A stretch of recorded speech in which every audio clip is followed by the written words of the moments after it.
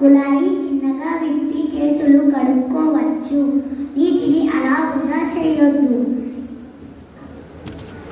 అక్క, నాకు నీళ్ళతో ఆదలు పడితే చాలా సరదా కదా. తప్పు రాము, నీవు నీరుని అలా వృధా చేయొద్దు. నీకు తెలుసా రాము, భూమి మీద 3/4 వంతు నీరు ఉన్నది.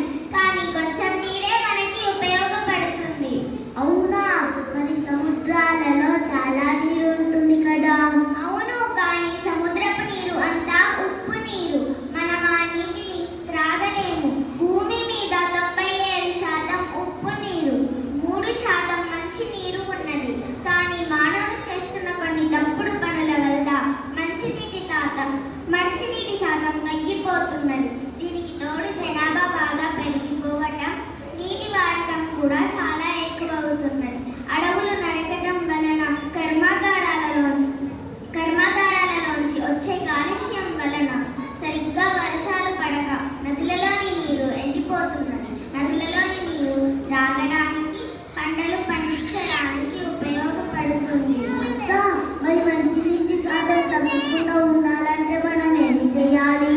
నీరు మనకి చాలా ముఖ్యమైన వనరులు. దానిని మనం నిర్లక్ష్యం చేయకూడదు. చిన్న చిన్న విధానాల ద్వారా మనం మన నీటిని రక్షించుకోవచ్చును. ఎలా? మనం పళ్ళు తోముకుంటున్నప్పుడు కుళాయి విప్పి వదిలేసి పళ్ళు తోమరాదు.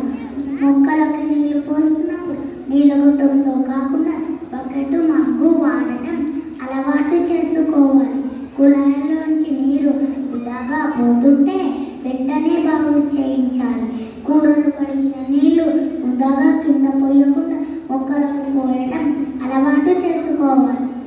అక్క, నేను నువ్వు చెప్పినట్టే చేస్తాను, కానీ మిగతా వాళ్ళు కూడా చేయాలి కదా. ముందు మనం చేస్తే మిగతా వాళ్ళు కూడా మనల్ని చూసి మొదలు పెడతారు.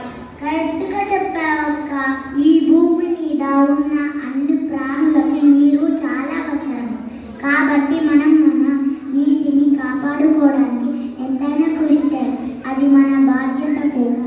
క్షమించక్క, ఈ రోజు నుండి నేను నీటిని వృధా చెయ్యను. నా స్నేహితుడికి కూడా చెప్తాను. మంచిది రాము, నీలో ఈ మంచి మార్పుకి నాకు చాలా సంతోషంగా ఉంది. ధన్యవాదాలు.